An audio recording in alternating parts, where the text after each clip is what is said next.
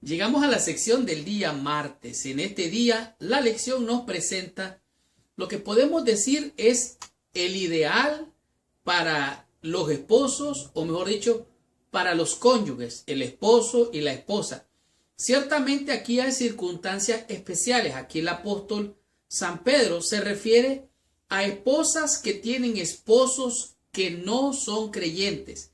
Y aquí el apóstol está recomendando, está dando consejo a esas esposas que tienen esposos que no son creyentes. Sin embargo, esto también se aplica a aquellas esposas que tienen esposos creyentes también. Y aquí nos presenta lo que es el ideal de estos esposos. Aquí podemos ver que hay circunstancias especiales, son relevantes para el matrimonio en la sociedad actual.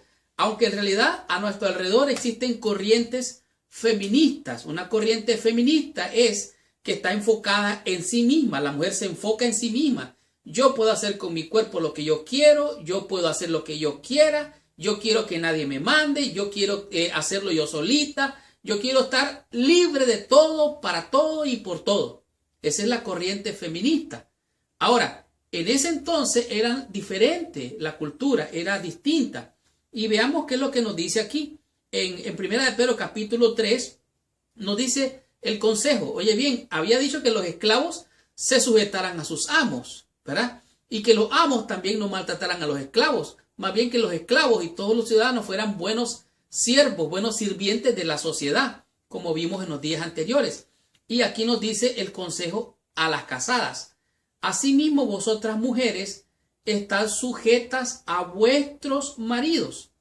Esta palabra para muchas hermanas hoy no les gusta. Y aunque yo de manera personal lo creo de manera distinta, o creo que lo creo más cerca a lo que la Biblia dice. Porque escuchen lo que sigue diciendo aquí.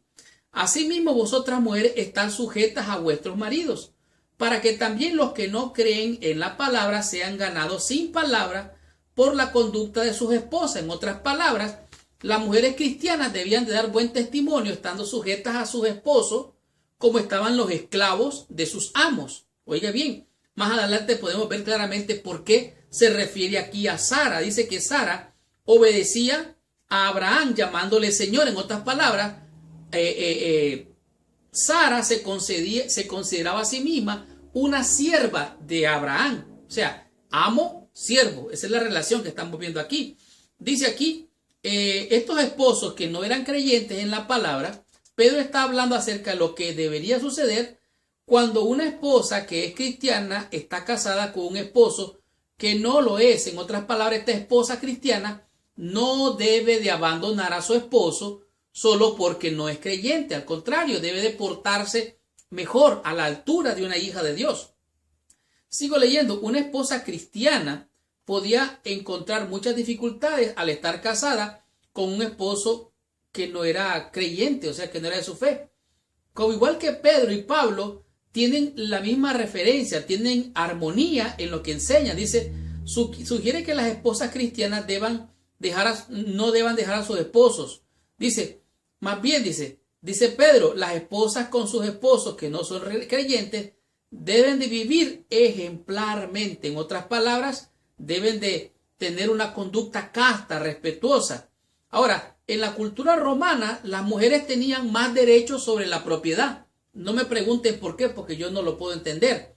En realidad, en la cultura en la que yo vivo, tanto el hombre y la mujer tienen derechos sobre la propiedad, tienen derechos sobre los hijos, tienen derechos sobre todas las posesiones y aún hasta para con el dinero.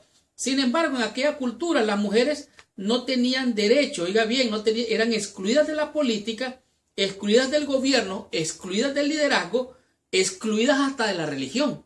O sea, estas mujeres estaban en desventaja con relación a los varones o a los hombres. Pedro anima a las mujeres cristianas a tomar una serie de estándares que serían admirables en el contexto en el que se hallaban. Las anima a la pureza y la reverencia. No las anima a rebelarse, a ponerse, no, como enseña el feminismo hoy, sino que las anima a comportarse con una conducta casta y respetuosa. Dice cómo se deben de vestir, no muy ostentosamente, ni muy vistosamente, sino que se deberían de vestir casta y respetuosamente. Alguna vez escuché a una esposa de pastor dando un seminario acerca de la mujer y dice, la mujer se debe de vestir, número 1, para agradar a Dios, número 2, para agradar a su esposo y número 3, para que la respeten los demás. Lo repito, una mujer se debe de vestir, ¿para qué? Para agradar a Dios, para que la admire su esposo y para que los demás la respeten. Esa es la manera como debería de vestirse una mujer, de acuerdo a esta esposa de un pastor, que prefiero omitir su nombre. De tal manera que la conducta, su vestir, su conducta debería ser diferente.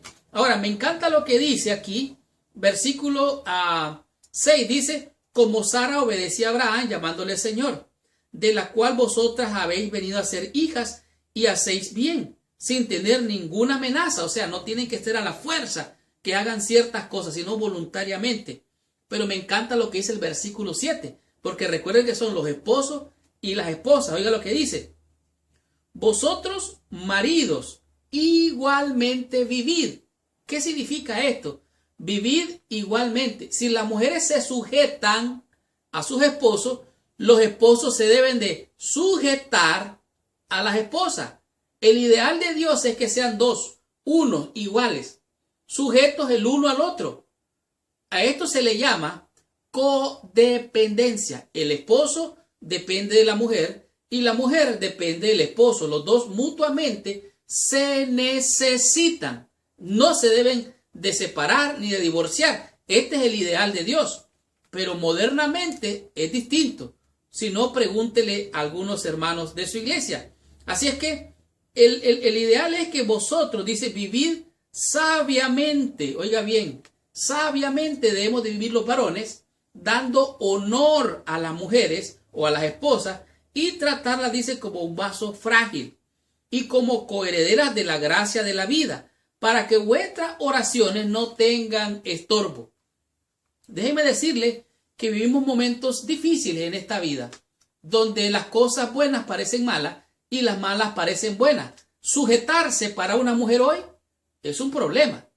Sujetarse para un hombre a una mujer hoy es un problema. Entonces, ¿cómo debemos de vivir? Escuche el ideal según la lección, dice aquí.